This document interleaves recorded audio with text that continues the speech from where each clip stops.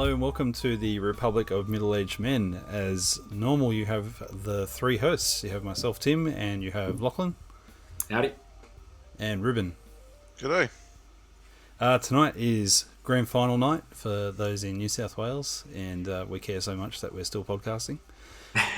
Even though I do go for Penrith, it's I do enjoy it, but I don't know, lockdown's just taken a joy out of that sort of thing for me at the moment. I think it's just because I can't go to any of the games, so I've kind of lost a bit of interest. Anyway, that's all good. I am drinking the John Boston Summer Ale tonight. It's been a warm day. It was 27 degrees, I think, and tomorrow is going to be the same for the long weekend. So, yeah, that's what I'm having. How about you, Lachlan? What are you having? Mate, I'm still on my G&Ts as my usual sort of beverage in these sessions. So sticking to form. Consistency. That's the way. That's it. And how about you, Rubes? I'm on a nice coffee tonight, mate. I'm operating on very little sleep, so I thought I'll stay away from the alcohol if I want to make it through the whole podcast. That's heaps funny. Yeah, I certainly slammed a coffee a couple of hours ago, just to help with that. Didn't get the middle-aged man nap in today, so that's a bit sad. Never get those in. I'm jealous. Look, you're not living until you're sleeping. Not ever. So, all right. Well, let's kick off. So, I think it's good to do a little summary, I guess, of where we've been up to. So, for those who maybe join us for the first time, we're reading through Plato's Republic,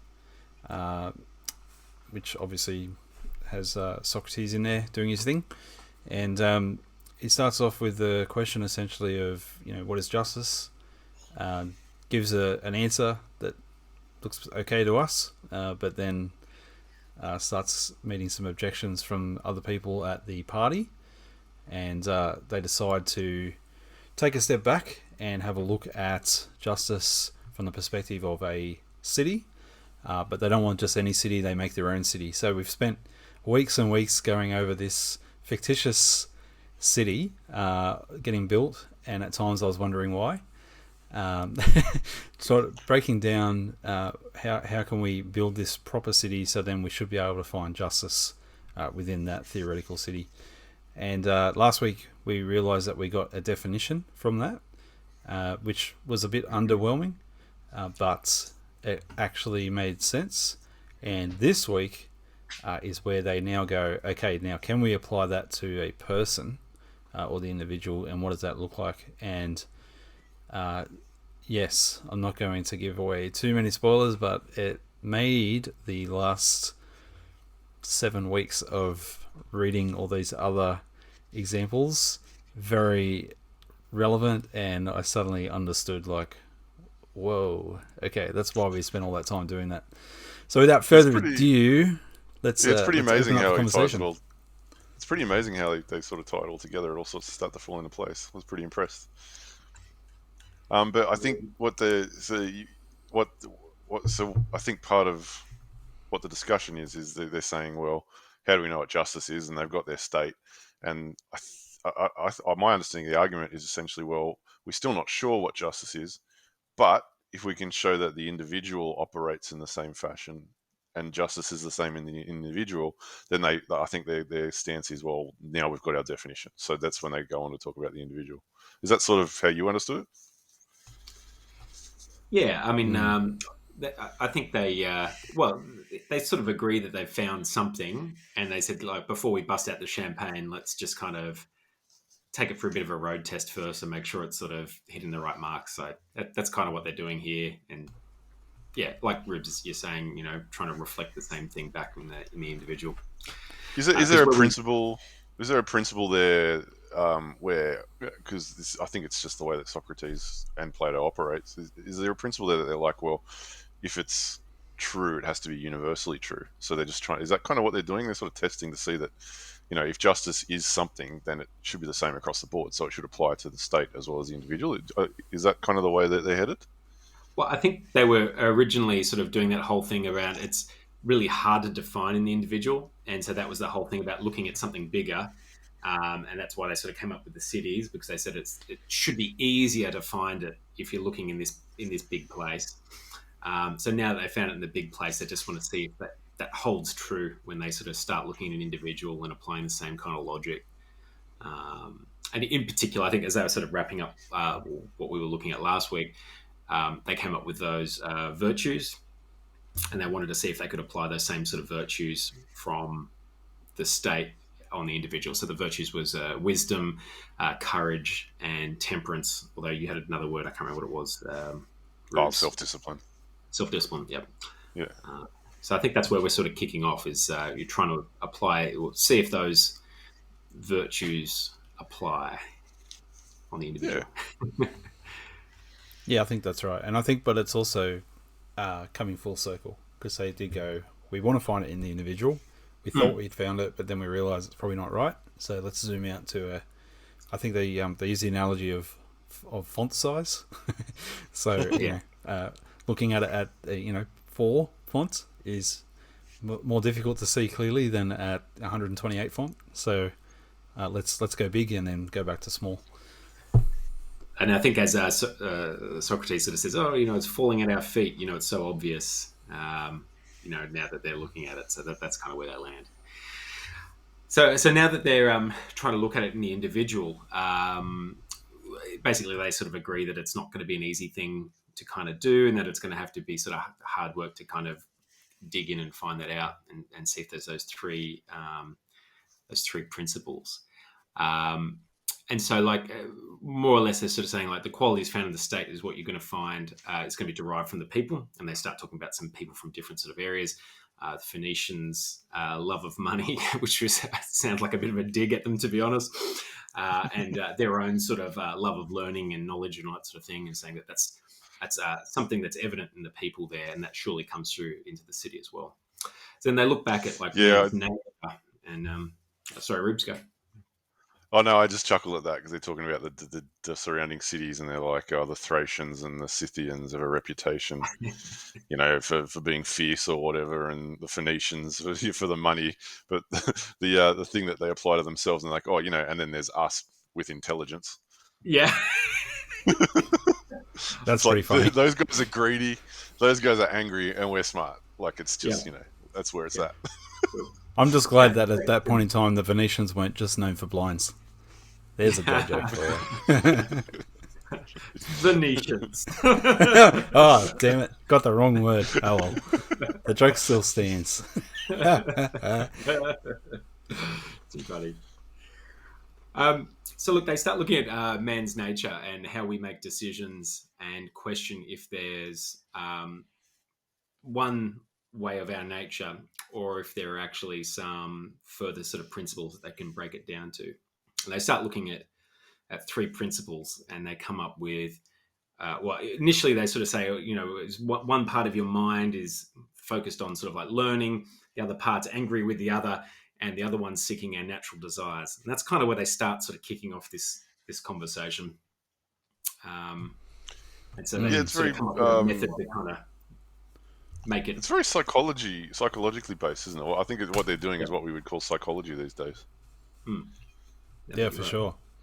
I was very excited to read that part. As we get deeper into this, I'm sure we'll expand on that further. But that's definitely up my list of things I enjoy reading about. That's for sure. I found this next part that they were talking about pretty hard to follow initially, and I was like, why are they going into so much detail talking about the state of things? Where it did come into sort of relevance, but they spent quite a long time talking about how and it seemed like to be about a way of quelling arguments if they've got someone saying that it should be a different way. So perhaps I might just read what Socrates sort of said. While you're finding that, I'll just say, if we're going to make T-shirts for this ever, I'm going to say Socrates, Greek for the scenic route. Yeah, he certainly doesn't take the most direct path to anything. Yeah, mate. It's if he was a record, he'd be long play. Yes. All right, you good to go? So I found it. Yep. Beautiful.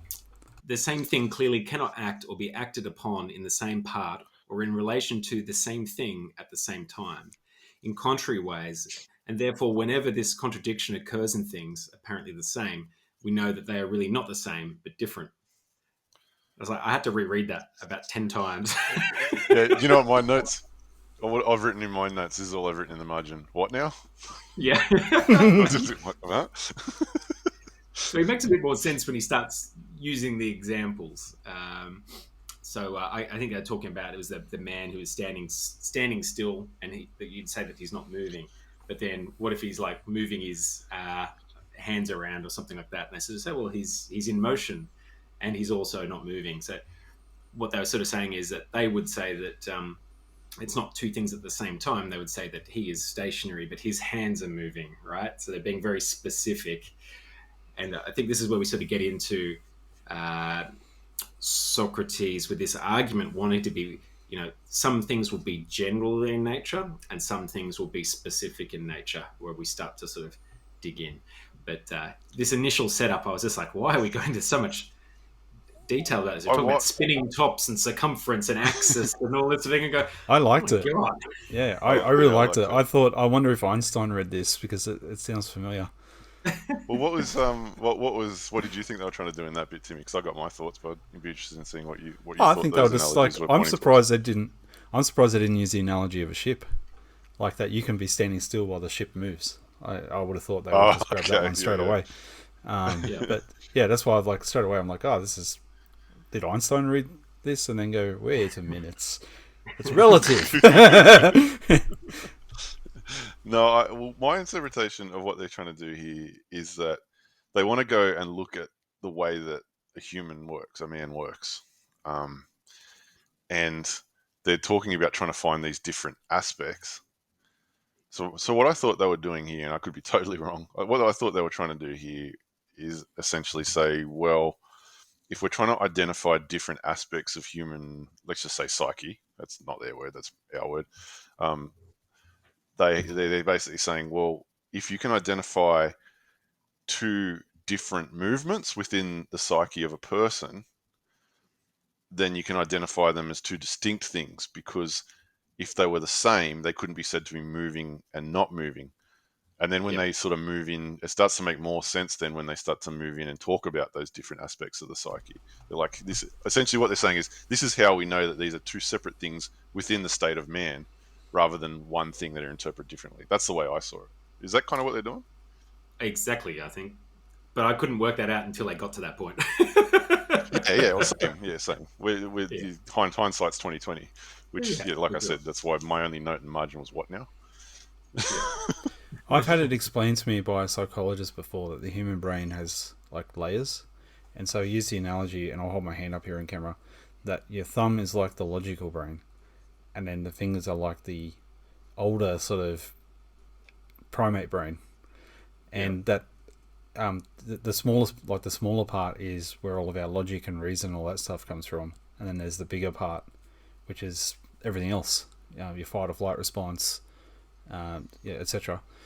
And so I thought that this was just explaining that sort of idea, that there's different parts within us, that there's a part that's logical and it's the smallest part, in the same way that the guardians are the smallest part of the society, but it's also the that's smallest exactly where part. they go with it, isn't it? Yeah.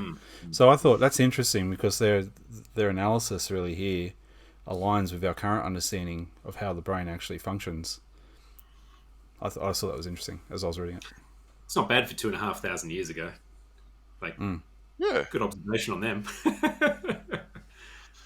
So, you alluded to two sort of starting points, and they're like, you've got, what were the words? One was basically desire, and then the other one's rationality, but they used a better term than that.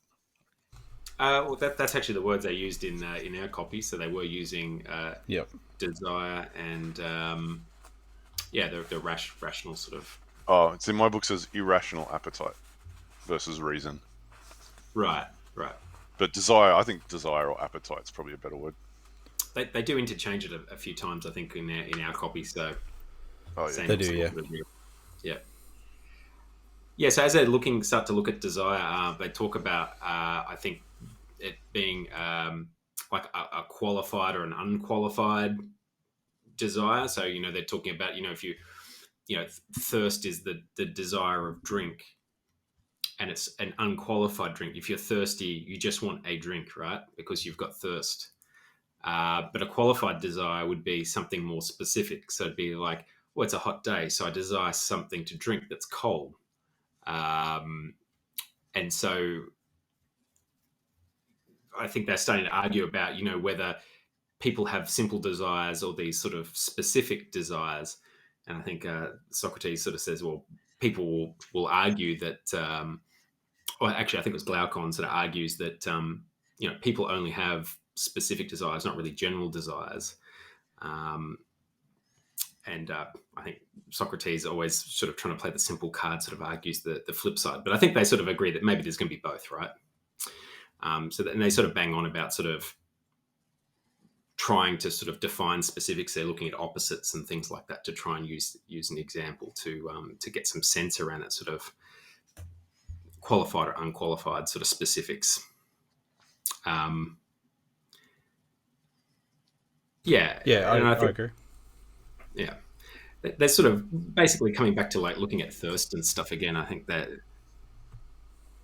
they're sort of saying, if you've got two different sort of processes in there, and they sort of use that example is about that you could have a man who's thirsty but choose not to drink, and they start talking about that, which is like a interesting sort of discussion to have.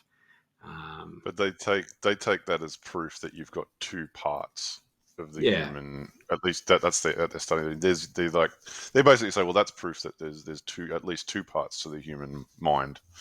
Yeah, because the Or human desire nature. is there, and then you've got the irrational part that is sort of saying, well, whilst I'm thirsty, that's not the specific thing I'm after, so maybe I'm going to hold off for whatever because I want to get the good stuff or whatever it's going to be, right? Yeah, they've got the base Or you desire to refuse. drink. Yep. Yeah, that's right. You could choose not to. Yeah. Well, it's like hunger strikes.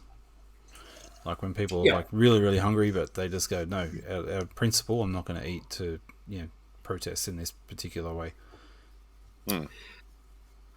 Yeah, and I think it's just it's that they start to talk about, I guess, that plane interchange between those different parts of, as they call it, the soul, sort of arguing amongst itself between the sort of unconscious desire and then the more conscious sort of rational thought about what you're trying to achieve or what it is that you really specifically sort of want. So do you guys reckon that works as a proof? Do you reckon you can sort of look at that and go, oh, there has to be at least, for whatever it is, whatever they're looking at, they're basically saying there has to be at least two distinct things there. Do you think that works? I think it makes sense for sure. Yeah, I think so. I mean, all of us have habits that we would like to break. I think it's easier to think about it in that way, like where I think that, what am I trying to say? I think in this example, we're probably thinking of the good example of the logical side of the brain winning. But I think there's plenty of examples that you can bring to mind very, very quickly of where that I'm not going to do that thing because it's bad for me, and then you just do it anyway. So like for me, it could be like, I love Milo. I love smashing heaps of Milo. And even when I'm like trying to lose weight, if I see Milo and milk, it's like, yeah, I'm going to have some Milo. Even though everything in my brain is saying, don't have Milo, I'm going to smash that Milo. So it's that absolutely makes sense that there's at least those two things going on. Yeah, I think so. From a common sense perspective, you kind of look at that and go, yeah, that makes sense.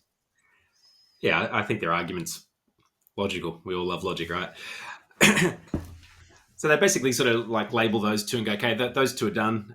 So you've got the rational principle of the soul, which is where the reason is, and then you've got the irrational or the appetitive Desire or appetite as well. Yeah, so loves, hungers, and things that you thirst for.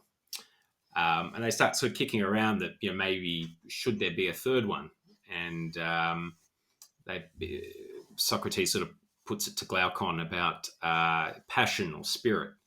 and whether that would sort of be part of those initial principles that they've come up with, or if it should stand on its own. And Glaucon kind of says that he thinks it sort of aligns to desire, and then Socrates sort of drops this interesting story. So I made a couple of notes on that if you want me to Yeah, sure, go through that. So the story of Leonte, the son of Aglion.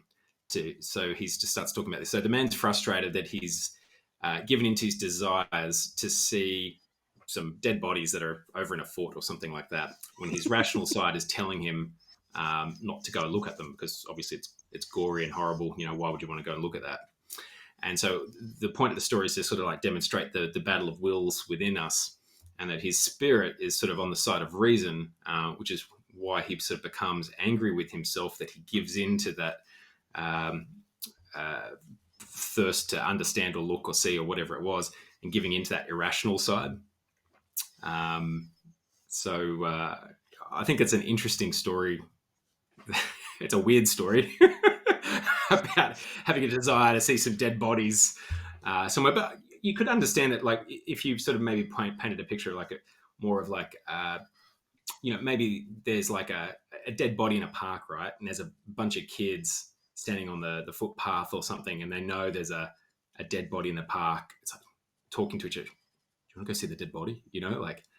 And it's almost like that argument within your head, like, oh, I don't know that I really want to see a dead body. And then like this other part of your mind sort of going, aren't you curious? Like, don't you want to just go have a look, And this sort of argument within your mind around what you want to do. So whilst it's a bit of a weird story, I can kind of, I get where he's going with it. I had a chuckle because it's being old timey in that, like the way he opens the story. I was like, it's about Laotian, son of Aglion, who was on his way up to Piraeus. He sets this big thing, and he's outside the north wall, and he noticed some corpses lying there, and it's like he's like this nice flowery setup, and he's like. And then he got the shits because he went and looked at the corpses when he didn't want to. It's like, and then that's the story. It is a bit weird. It's like you could just sort of see like the camera panning, over some nice scenery, and he's just pondering some dead bodies over on the corner. We've all been there. I mean, all of us have social media and phones with algorithms throwing random stuff on our screen, and sometimes you just something and like, ugh. What is seen cannot be unseen. I'm still haunted by something somebody emailed me in the early days of the internet that to this day I can still see it clearly in my head. I won't speak of what it was, but it was basically somebody had been in an accident, and it was just horrific. And it's like, why did you send that? Haunted my memory for decades. I thought you were going to say you clicked on a link and it started going, never gonna give you up. Yeah. That's it. Been sucked into that one. I think everyone's been burned by that one at some stage. Yeah. All right. So let's continue. Yeah. And look, just to sort of, I think, just to further emphasize it, they sort of go with another example of a similar kind of, which is a funnier sort of story about the nobleman, and how like if the nobleman does wrong to another, because he's so noble, he's less likely to basically give a shit about the consequences of what he's done to the other person, as long as it doesn't kind of affect himself. He deems that he's just and that his anger is quelled, and so he's basically at peace. And then I'll read Socrates' little part because it's quite funny. But when he thinks that he is the sufferer of the wrong, then he boils and chafes and is on the side of what he believes to be justice. And because he suffers hunger or cold or other pain, he is only the more determined to persevere and conquer. His noble spirit will not be quelled until he either slays or is slain, or until he hears the voice of the shepherd. That is reason bidding his dog bark no more. He articulates that rather nicely, doesn't he? Yeah, it's a good little line. That is good. I think this is one of the lines here that I think kind of summarizes where they're headed. It's like they're basically saying that anger is different from desire and what opposes it. So you've got desire, and then you've got reason that can oppose the desire. And they're saying, yeah, but then you've got anger, and that's coming from somewhere else. And I think that's what they're getting at with those stories, isn't it? Yeah, the passion and the spirit. So I think he's Yeah. saying that the noble guy's got a spirit in him that he can't take being, because he's Slighted chafing. or I love that whatever. word. He's chafing at it, because somebody's slighted him. Till death or victory, or That's it. till reason calls it back to heal and calms it. No, it's very Yeah. good. That kind of sounds like to me, because they're now talking about a third aspect, and they kind of call it spirit. That kind of Yeah. to me sounds like a conscience or a moral sense. I don't know. I mean, because they compare it like a little bit further on, saying that it was almost like evident in animals as well, right? So they say like I don't know, that bull had fighting spirit or whatever. Maybe they're talking about. Well, it was like Tim was saying the other week with that story about the monkeys.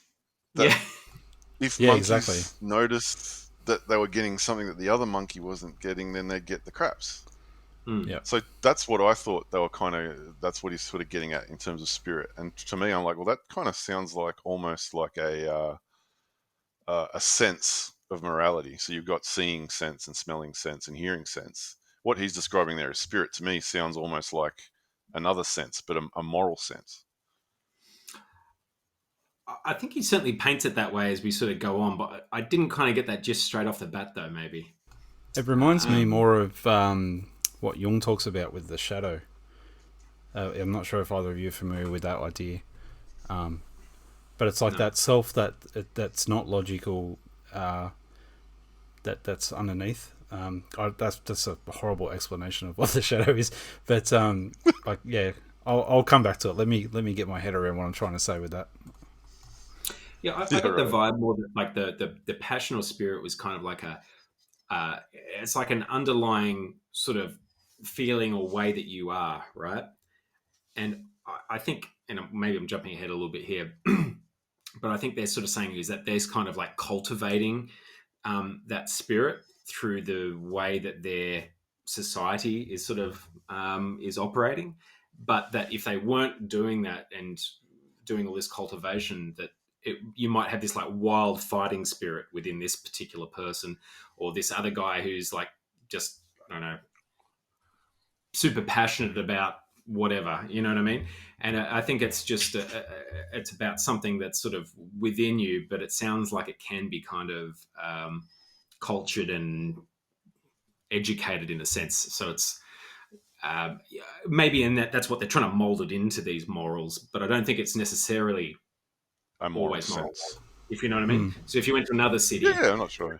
yeah. It probably wouldn't be necessarily the moral compass, but it's just kind of that thing that's within the individual, that's part of their personality, maybe. Can I read out this definition of the shadow that I just found? Go for it. So Jung stated the shadow to be the unknown dark side of the personality. According to Jung, the shadow, in being instinctive and irrational, is prone to psychological projection in which a perceived personal inferiority is recognized as a perceived moral deficiency in someone else. Jung writes that if these projections remain hidden, the projection-making factor then has a free hand and can realize its object, if it has one, or bring about some other situation characteristic of its own power. So the projections insulate and harm individuals by acting as a constantly thickening veil of illusion between the ego and the real world. So to me, like, it's not exactly the same, but I think they're trying to touch on a similar idea, that there's this part of the self that your rational mind may not even be fully aware of, that's different from hunger. And it's that perceived injustice, and now I'm going to pursue, vengeance, or I'm going to pursue my justice because I've been slighted. And then when you come to your senses, or you come to your logic, you realize that's a very irrational response. But I decided to do that. It wasn't the same as a hunger or the same as an itch. It was this wrong's been done to me, and I'm going to act in this way without really thinking it through. Does that make sense? Yeah. That's what it reminded me of when I was reading it. Yeah, look, and I think like it's interesting because I think it is something that that they're sort of saying is just part of the being, if you know what I mean. Because I think they start talking about children as well, and just saying like you can see kids have lots of spirit. I think what they mean is like high spirited behavior. You know what I mean? Is what they were sort of thinking about, and Well, I've not a heard lot of it. reason. Yeah. I've heard it summarized elsewhere as being head, heart, and stomach. I think that's not a bad little way to think of it. So you've got reason in the head, and then you've got your stomach is just what you want, what you feel like, your desires, and then your Yeah. heart is what I think what they're referring to as spirit, and that kind of makes sense. Like if you see someone doing really well on the footy pitch or whatever, or on the basketball court, you sort of look at it and go, oh, he's got a lot of heart. Or you see it in boxing, you know what I mean? Yeah. That makes a lot of sense, actually. I don't mind that. So basically, at this point, they more or less sort of agree that those same principles exist in the state also exist in the individual, which I thought was kind of a funny jump to make at that point in time because they're talking about something that's a little different. Because the original ones were, what was it, wisdom, temperance. What was the other third one? Wisdom, temperance, and courage. I don't even know. Courage, yeah. And so that's not quite the same thing. So anyway, Socrates kind of like goes to sort of recap kind of a bunch of stuff they've kind of agreed over the last book I think we've covered more or less, and then sort of tries to tie it all back in to those three principles. He doesn't do a bad job of it, I think. Is this the bit where he goes on to, because earlier on when they're talking about the city, they're like, well, we say that the city's got courage, but really it's only the auxiliaries that show courage, and then he ties that into what they've just described as the parts of a human thing as well. Is that the bit you mean? Is that within the summary? Yeah. So pulls right, in cool. some of that stuff. They're talking about like the same quality that gives courage to the state will also be in the individuals, and that the states and the individuals will bear some relation to all the virtues, but they're going to be different, obviously, in a carpenter versus a guardian or what have you. I tried to sort of, I don't know whether you can really directly link it like this, but I tried to sort of link it together. So with the human faculty, you've got reason, which correlates to the rulers of the state, and spirit in the individual. You've got spirit, which correlates to the auxiliaries, which are the soldiers of the state, and then you've got your desires and your appetites, and they're saying, well, that's everyone else, because we are mostly made up of desire, and then it's a matter of how well those other faculties control. Yeah, and they're sort of saying, I think it was the rational principle, which is wise, and has the care of the whole soul, so the other parts of it. They're saying the rational part needs to care for that. To rule, basically. So to try and have the rational part of the self to rule the rest of the self. And they draw a similar parity to the state as well, that the smaller and perhaps more rational part should be leading it as well, for the different parts of the state as much as the individual, if you know what I mean.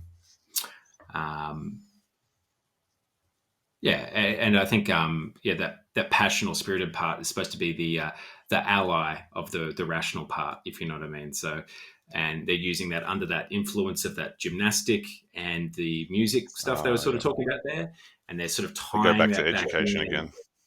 Yeah.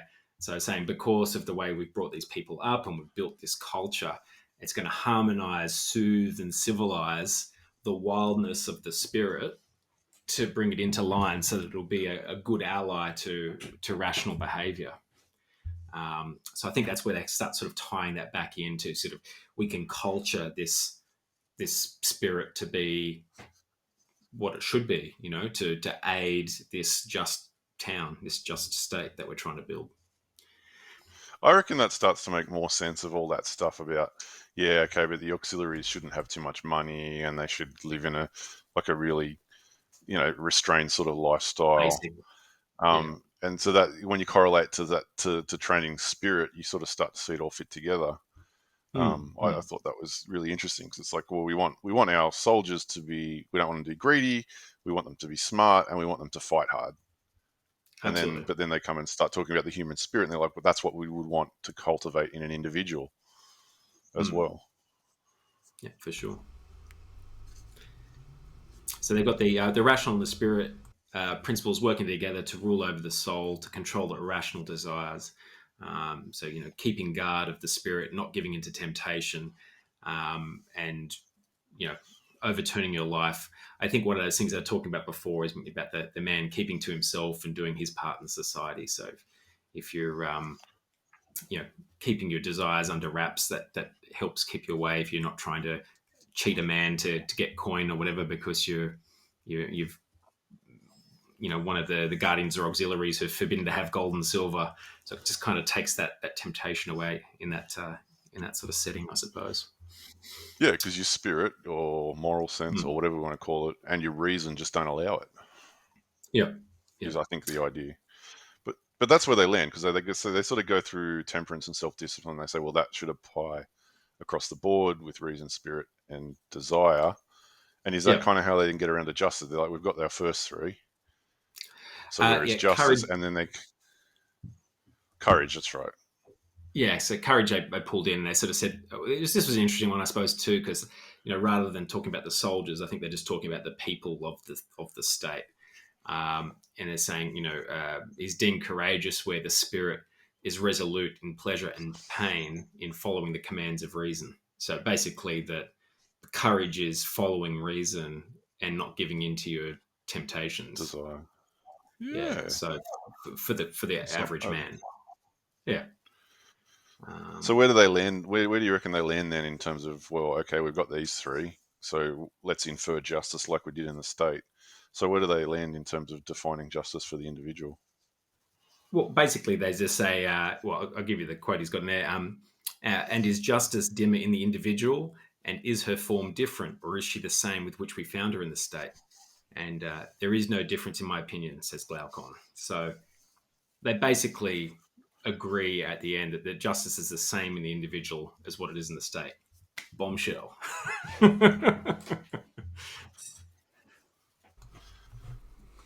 So how do you think that works in practicality? That. Oh yeah, good. Well, good. So how does that work in practicality? Because you could sort of, when you're talking about that mind your own business principle, that sort of makes sense when you're talking about jobs within the state. How would that work with an individual, do you think? I guess what they're trying to do is, I guess, trying to keep this whole big puzzle and machine working and all on that same sort of even keel. And so, I mean, you'd have to see how it would work in a real situation, because this is all still sort of theoretical, because they've invented this, this perfect state, and they're assuming that it would all sort of work and fall into place. So it's hard to know if it would. I guess Rubes is the answer. I think from the way I certainly wasn't sure about it.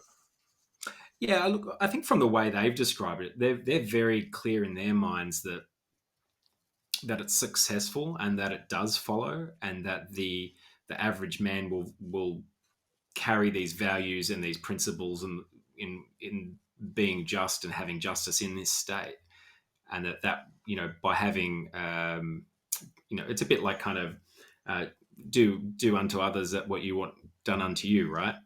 I think that principle's kind of very strong in what they're trying to create here, because they're saying if you're in an environment of justice and you're providing justice, that you will also be just, right? Yeah, I think so. Did you say you found a bit where they're going to talk about that to me, or was there a quote you were going to read or not? Yeah, so they're talking about, as you say, they've kind of concluded that justice will be the same, and there's a really quite a lengthy paragraph here where Socrates expands on that and explains what it is, which I'll read it now. So where will I start from? But in reality, justice was such as we were describing, being concerned, however, not with the outward man, but with the inward, which is the true self and concernment of man. For the just man does not permit the several elements within him to interfere with one another, or any of them to do the work of others. He sets in order his own inner life, and is his own master and his own law, and at peace with himself.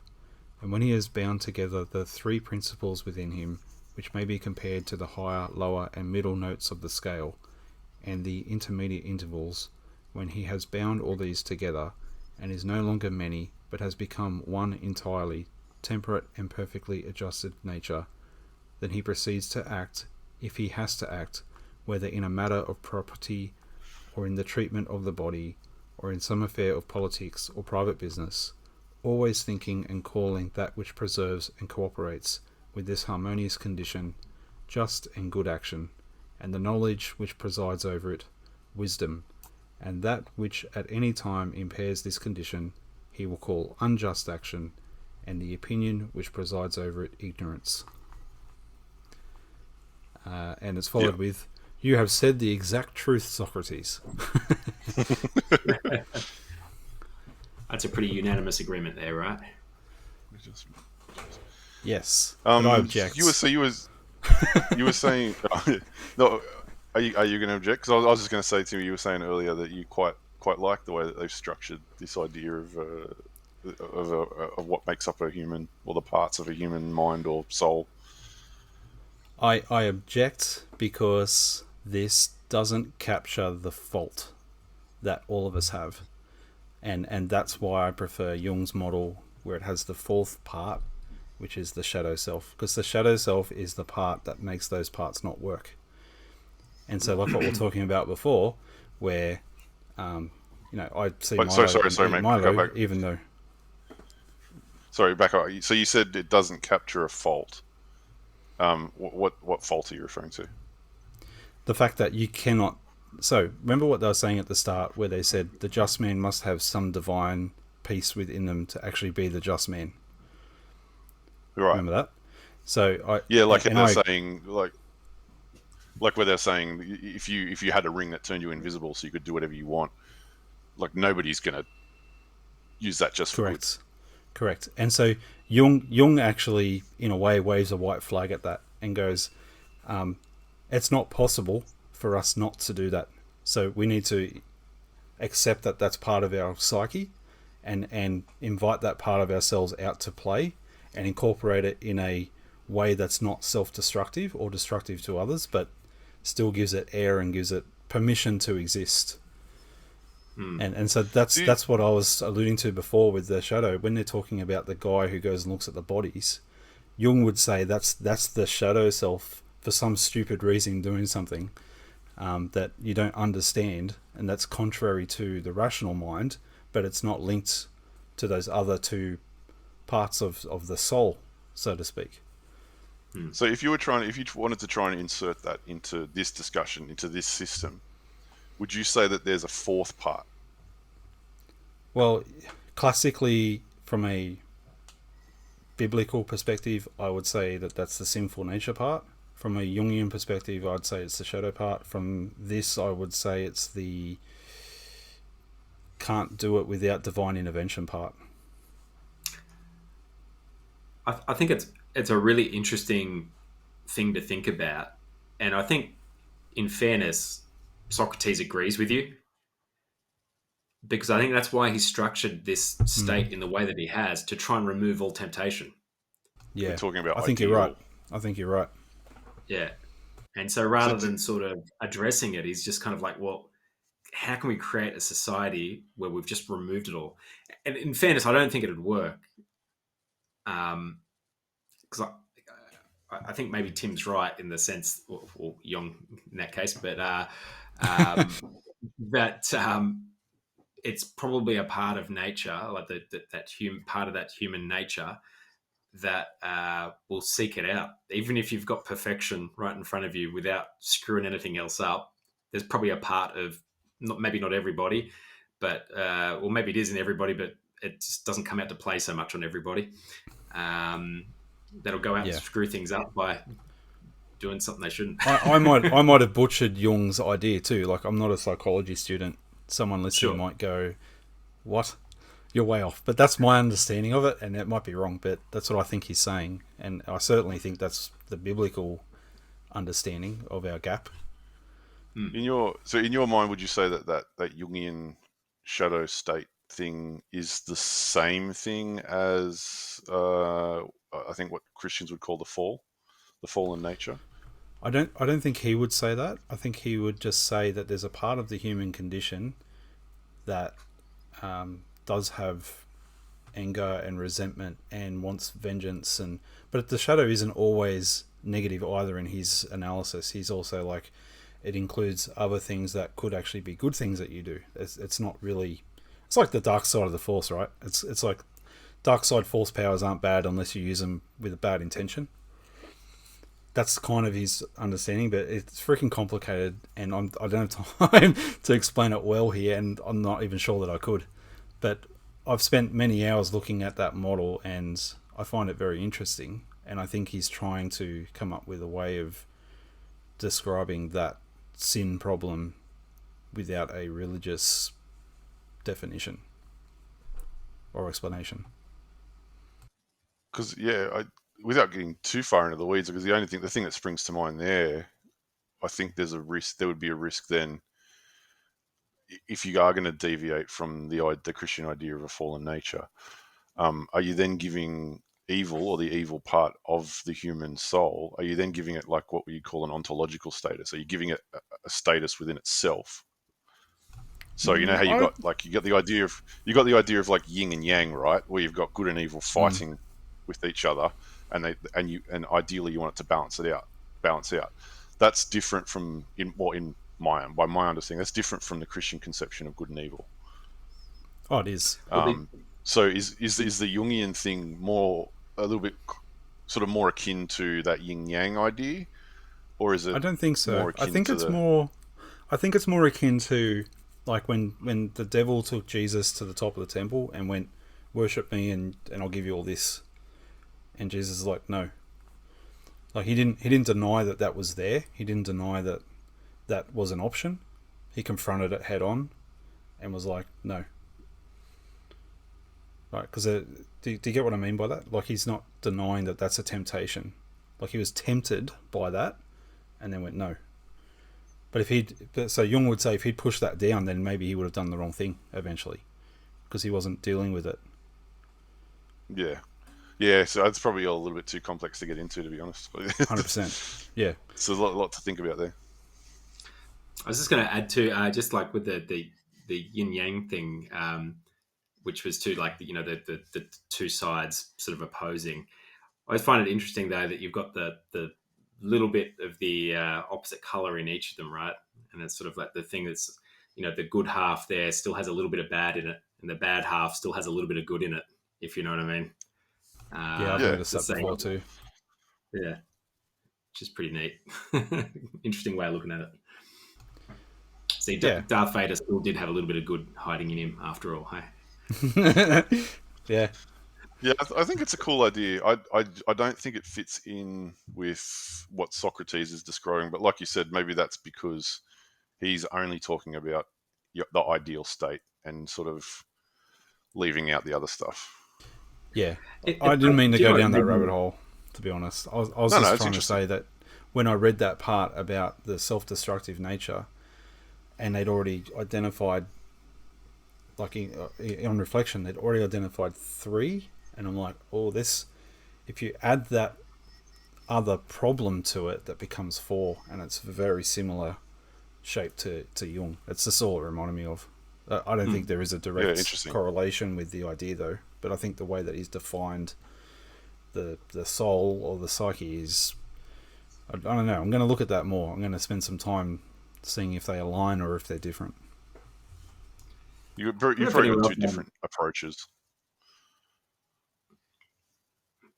I was just going to say, I don't know if anyone else has ever sort of had this thought while we've been sort of talking about the way that the state's been engineered as well, in that parody to the Matrix.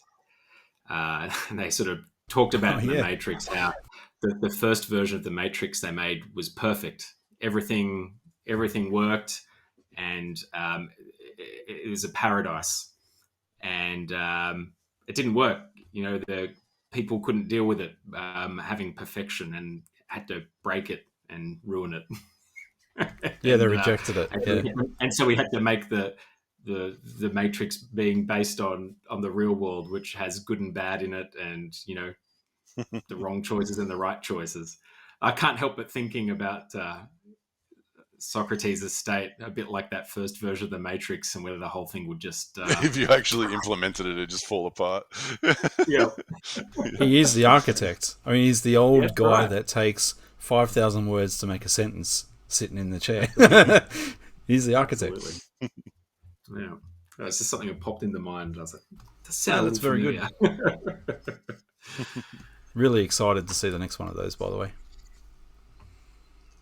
Yeah, it looks kind of cool. I'll be keen to check it out.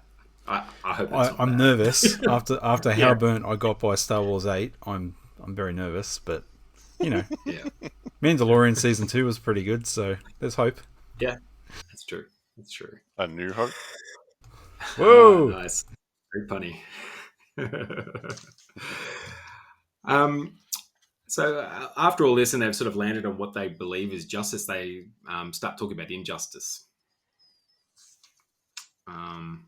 So if we want to talk about that a little bit. Yes. So, well, that's nice if something's true, the opposite must be true idea, right? Yeah. Basically, yeah. They talk about, I think it was like they had the three principles of the soul, and then you could, if you had a rebel rising up against the true prince, so to speak, and overthrowing the order, and they're sort of saying whether that's well, they basically sort of say, well, the injustice is the opposite, so it's intemperance, cowardice, and ignorance, and every form of vice. We won't get onto vice too much because we'll tackle that a bit more in the next ep. But they do just kind of briefly outline it. I don't know if you want to do that now, or if you want to save that. How far in are we for there? Is that on the last page? I'm just looking at my copy. No, it's just a little bit before that. So I'll just give you the headline here. They're sort of saying like justice and injustice for the soul, like disease and health in the body. I don't know if you remember this example they're talking through. They're saying that like that health. Like eating healthy causes health, and that which is unhealthy causes disease. And similarly, just actions cause justice, and unjust actions cause injustice. Yep. And you had a kind of neat little quote, so I may as well roll that one out. Yep. The creation of health is the institution of a natural order and government of one by another in the parts of the body. And the creation of disease is the production of a state of things at variance with this natural order. True, says Glaucon. And is this not the creation of justice, the institution of a natural order and government of one by another in the parts of the soul, and the creation of injustice, the production of a state of things at variance with the natural order? Exactly so, says Glaucon. Then virtue is the health and beauty and well-being of the soul, and vice the disease and weakness and deformity of the same, which they all agree on.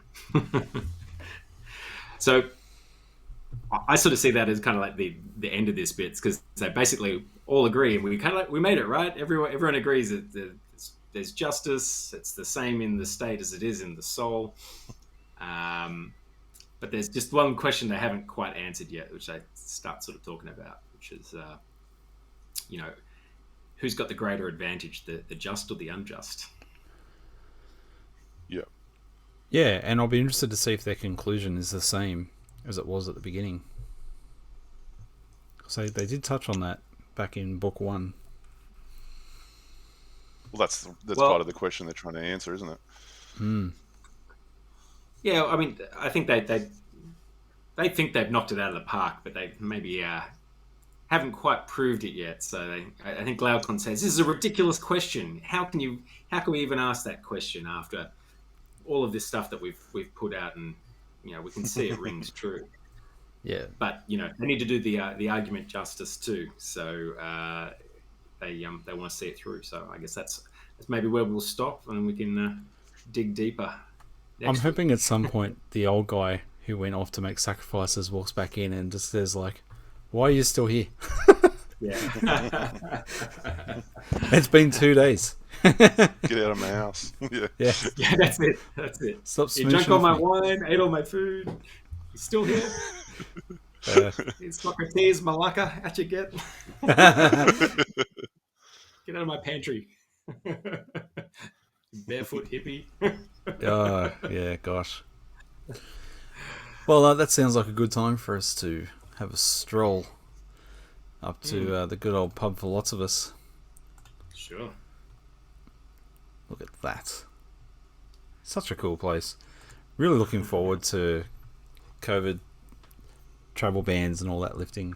I'm planning to go to Europe in the next couple of years with the kids, which one of the things I want to talk about is languages. So we're as a family, we've downloaded an app to learn French.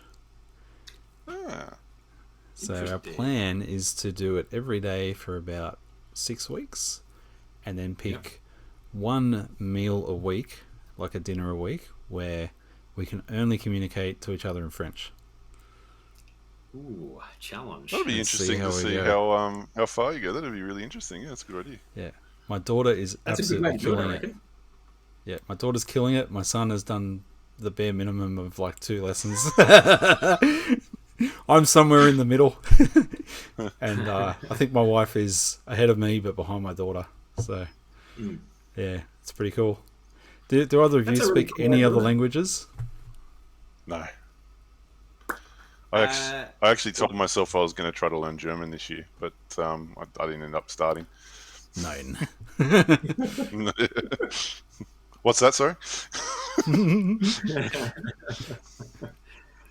We my wife's family have some like history with that sort of stuff. Her grandparents were both translators, and so spoke a whole bunch of different languages at different points in time.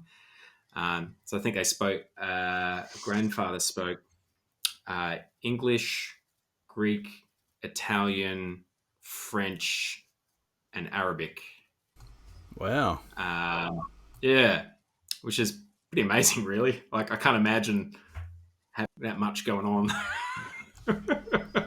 They reckon 5. I've read a lot of places. They reckon 5's about what you can do. So we're aiming to do French in 1 year and then Italian the next year.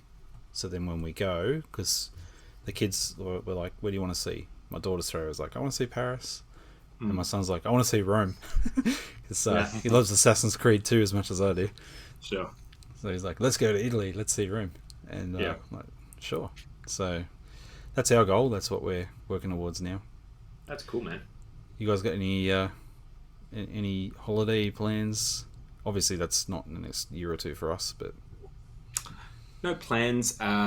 My wife and kids are all kind of just making noises about Fiji, which we have been there before, and we had a very nice holiday. It's quite funny because my wife's a bit of a creature of habit, so if she's done something and had a good experience, she wants to do it again. Whereas me, like, I want to experience as many different things as possible. And so it's kind of like, I don't want to go back there, even though it was great. I want to go try something different. So, so we'll see. We'll see who wins. based on your garage, I'd say it's probably your wife's turn to have a win. Mate, her vice is much cheaper than mine, in fairness. But hers, she's been going crazy during COVID with houseplants. And our house looks like a freaking jungle. There are so many plants in this house. It's insane. Hey, she's making your cars carbon neutral. I know, right? I know. I found this great picture of a guy with an old 60s Porsche 911 in like a bright yellow or something like that. And it was overloaded with plants coming out of it. And I sort of shot it through and I go, could I sneak one of these into the garage if it had all the plants with it, right? So I got a resounding no. She saw through that one. Yeah, wasn't gonna cut the mustard. How about you, Rubes? Thinking about going anywhere or? Oh, not particularly. I decided to pull the trigger on the new car, so at least when we can get out and about, I can do it with some style. So looking forward to that. We should get that Thursday this week, I think. Ooh. Awesome. I'm Just really in time keen for to hear your lockdown to review. end. Yeah. What colour is it again?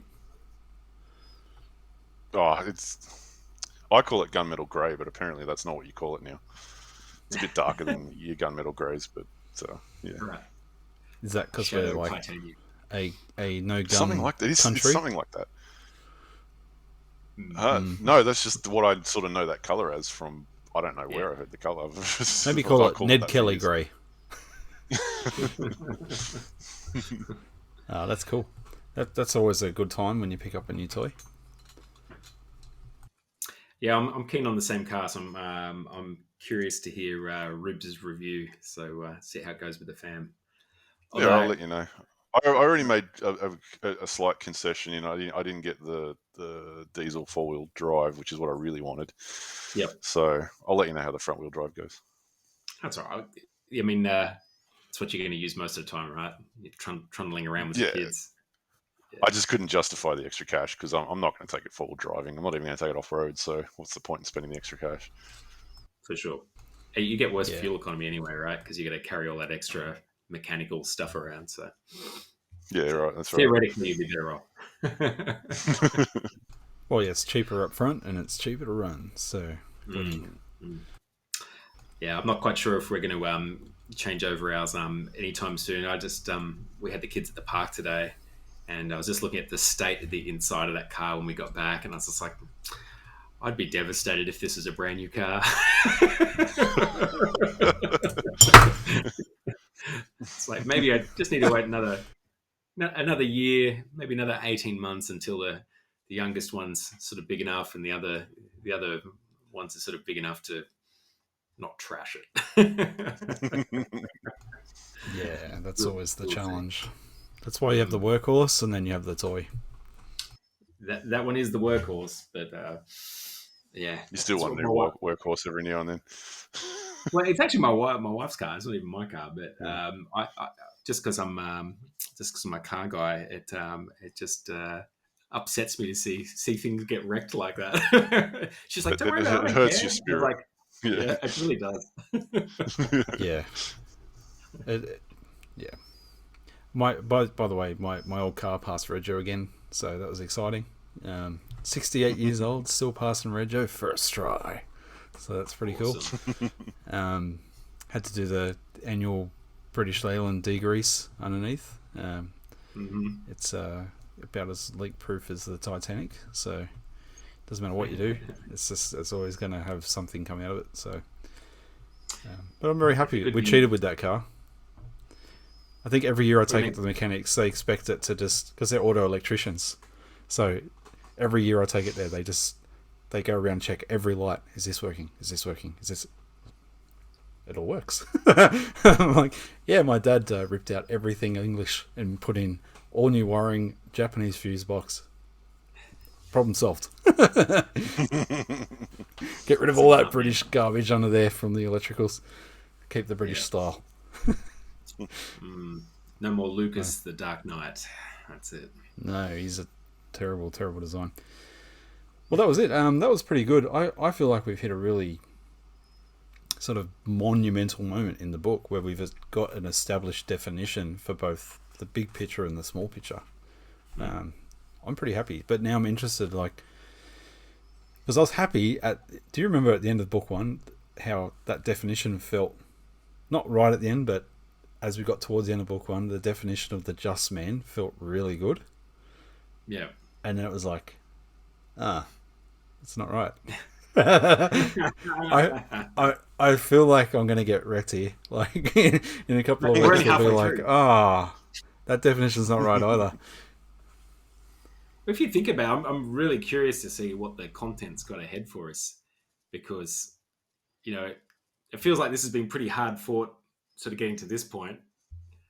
And for that all to sort of still have double a distance to go. Can I just say, counters. Can I say, though, it felt like it snowballed all of a sudden. Like, as soon as they got that definition of the state, which wasn't a big definition, you could probably write it on the back of a business card. From there, when they applied it to the it just sort of boom, boom, boom, boom, boom, just snowballed into this pretty damn good explanation that, from my place of ignorance and lack of philosophical training, look at that and go, that's pretty damn good. So, yeah. Yeah, I'm excited to see what's going to happen. I even like the way that I like the way that they structure the human soul, so to speak. I think it's sort of practically very applicable. It's just sort of makes sense. Yeah, I agree. It it sort of rang true when you're reading through it, right? And you sort of fact check that on yourself again. It seems to sort of stack up. So we'll see if they tear it down in another book. So we'll be looking back at this, and Tim will be going, "Do you remember how at the end of book 4, I felt like we had it?"